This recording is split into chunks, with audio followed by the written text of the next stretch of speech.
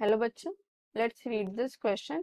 Question says the reaction 2NO plus Br2 gives out 2NOBr is supposed to follow the following mechanism. So here it is a two-step mechanism. ये reaction एक step में नहीं हो रही है, two step में हो रही है. First of all क्या हो रहा है? NO Br2 के साथ react करके एक intermediate NOBr2 बना रहा है. It is a fast reaction.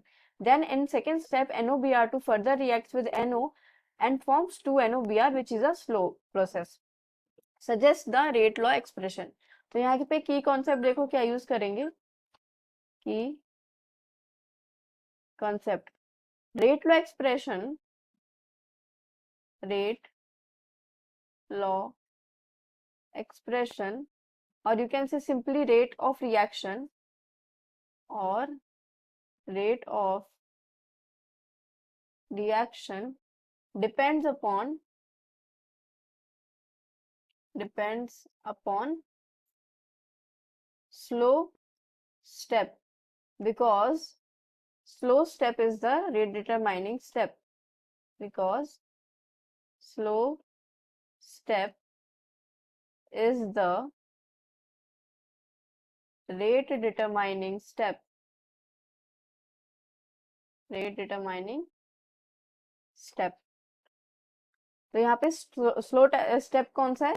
Slow step है आपका NOBr2 is reacting with NO and forming 2NOBr. ठीक है. और ये वाला जो फर्स्ट स्टेप है वो कैसा है? फास्ट है. और कैसी रिएक्शन है? इक्विलिब्रियम रिएक्शन हो रही है क्योंकि बीच में रिवर्सिबल का साइन है विच रिप्रेजेंट कि वो कैसी रिएक्शन है? इक्विलिब्रियम की रिएक्शन है. तो यहाँ पे लिख देंगे Br2, राइट.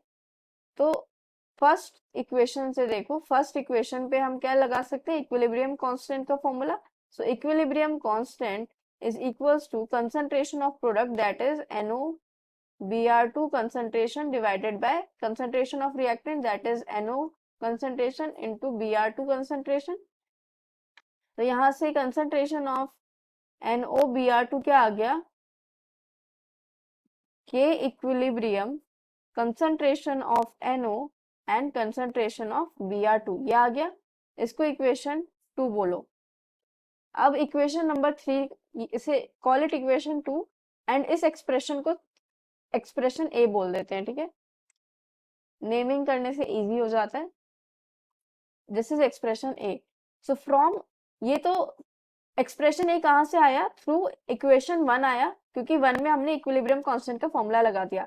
अब इक्वेशन 2 में कोई इक्विलिब्रियम रिएक्शन नहीं हो रही, ये स्लो स्टेप में प्रोसेस हो रहा है. तो यहाँ पे हम रेट लॉ लिख सकते हैं.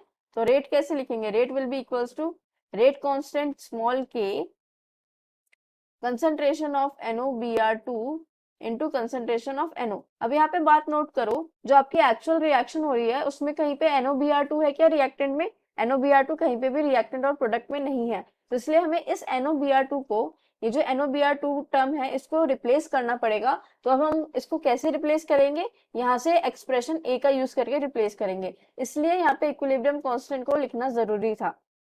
ठीक है, क्योंकि NOBr2 आपका रिएक्शन में तो है ही नहीं. मेन रिएक्शन क्या है? 2NO plus Br2 gives out 2NOBr. वहां तो NOBr2 है ही नहीं. तो यहाँ पे आप रेट कैसे लिख सकते हो NOBr2 के टर्म्स में? तो इसलिए NOBr2 को हम यहाँ से इसकी वैल्यू को रिप्लेस करेंगे, जिसकी वैल्यू हम इक्विलिब्रियम कांस्टेंट से निकाल चुके हैं.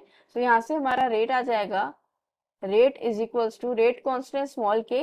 रेट कांस्टेंट को यहाँ मैं स्मॉल के से रिप्रेजेंट कर रही हूँ क्योंकि कैपिटल के से इक्विलिब्रियम कांस्टेंट को रिप्रेजेंट किया है. ठीक है, NOBr2 को जगह आ जाएगा इक्विलिब्रियम कांस्टेंट के equilibrium NO into Br2 concentration into NO जो यहाँ पे पहले से था.